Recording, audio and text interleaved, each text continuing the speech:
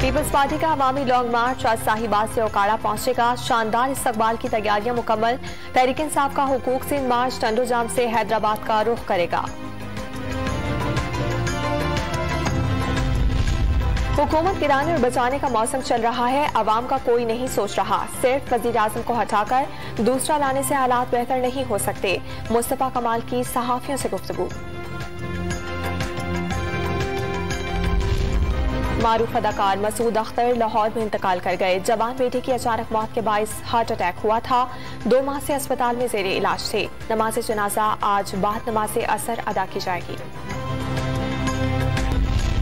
खैबर पख्तूनख्वा में आज शाम से बारिश, जालापारी, पहाड़ों पर बर्फबारी का इम्कान। इंतजामिया को पेशगी इकदाम की हिदायत कर दी गई। और शेन बॉर्न को खिराज अकीदत पेश करने के लिए पिंडी टेस्ट में खेल से पहले 1 मिनट की खामोशी। ऑस्ट्रेलियाई वजीर आजम का अजीम बॉलर की सरकारी एजाज के साथ तदफीन का ऐलान।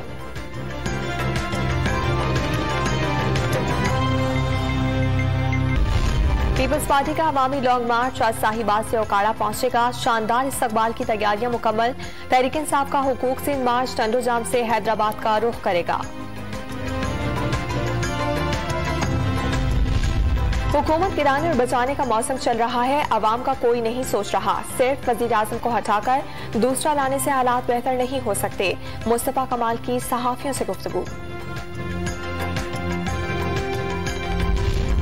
मारूफ अदाकार मसूद अख्तर लाहौर में इंतकाल कर गए। जवान बेटे की अचानक मौत के बायस हार्ट अटैक हुआ था। 2 माह से अस्पताल में जेरे इलाज थे। नमाज जनाजा आज बाद नमाज असर अदा की जाएगी। खैबर पख्तूनख्वा में आज शाम से बारिश, जालापारी, पहाड़ों पर बर्फबारी का इम्कान। इंतजामिया को पेशगी इकदाम की हिदायत कर दी गई। और शेन बॉर्न को खिराज अकीदत पेश करने के लिए पिंडी टेस्ट में खेल से पहले 1 मिनट की खामोशी। ऑस्ट्रेलियाई वजीर आजम का अजीम बॉलर की सरकारी एजाज के साथ तदफीन का ऐलान।